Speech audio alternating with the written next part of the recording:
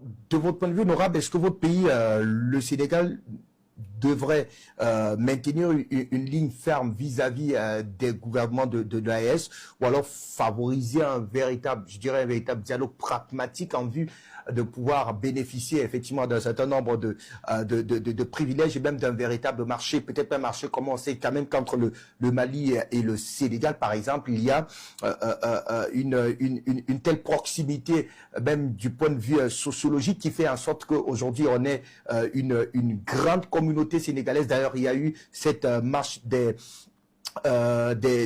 marchands sénégalais qui sont venus témoigner leur solidarité au gouvernement de transition au plus fort de la crise.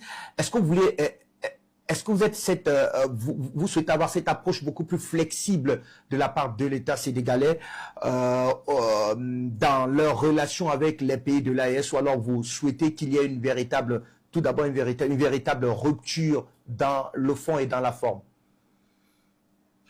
Je pense que vous l'avez bien indiqué, ce qui nous lie avec les peuples de l'AES globalement et avec le Mali en particulier, ça va au-delà du profit, ça va au-delà du marché. C'est une relation historique, c'est une relation sociologique, vous l'avez dit. Aujourd'hui, c'est plus que des peuples frères, c'est un même peuple. Et je pense que, comme l'avait évoqué aussi une grande personnalité sénégalaise, le premier faux pas que nous avons connu, c'était la dislocation de la fédération entre le Sénégal et le Mali. Et aujourd'hui encore, on revoit les mêmes démons de la division qui ressurgissent. Et je pense que au-delà du marché, ce sont les mêmes peuples. Et nous avons intérêt à travailler ensemble. Aujourd'hui, énormément de Maliens sont au Sénégal, beaucoup de Sénégalais sont au Mali, au Burkina, vice-versa. Je pense que nous avons un destin commun et que nous avons aujourd'hui l'obligation de travailler ensemble. Maintenant, est-ce que l'actuel président de la République,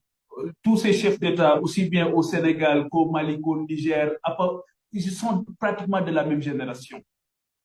Ils sont de la même génération. Et aujourd'hui, ce fait doit les amener à véritablement se parler le même langage, discuter encore une fois à mémoire égale, avec beaucoup de transparence, avec beaucoup de sincérité, tout en tenant en compte aussi des impératifs du moment, des enjeux du moment, mais des aspirations des peuples. Je pense que ce qu'il ne faut pas commettre, ce sont les mêmes erreurs que la CEDEAO, c'est de se retrouver entre vous et de ne pas prendre en compte les aspirations et les préoccupations des populations. Il faut véritablement avoir des organisations sous-régionales qui prennent en compte les aspirations des populations dans ce qu'elles ont de plus cher. Et je pense que au-delà du marché, comme je l'ai dit, tout